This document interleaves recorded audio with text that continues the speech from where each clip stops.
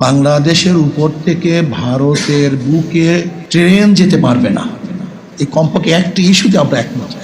সরকার উৎখাত এর পিছনে থাকবে। আজকে সেন্ট মার্টিন নিয়ে ষড়যন্ত্র চলতেছে, আজকে বাংলাদেশে হত্যা চলছে, নেপালে এবং ভুটানে যাওয়ার কোনো রাস্তা সরকার দিচ্ছে না। আজকে পুরো ইতিহাসকে পরিবর্তন করা হচ্ছে।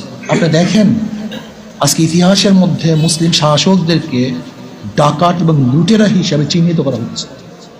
আমাদের দেশে 92% মুসলমানদের দেশে আজকে সরকার স্বাধীনতার সে সহযোগী হিসাবে না দেখে এ দেশ তাদের হাতে তুলে দেওয়ার ষড়যন্ত্র করতেছে। আসলে আওয়ামী লীগ সরকার আগে তো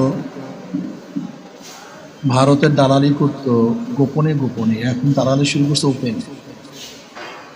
আমাদের শায়খ মোহাম্মদ নবরুল্লাহ আমার কথা বলতেন, আওয়ামী লীগ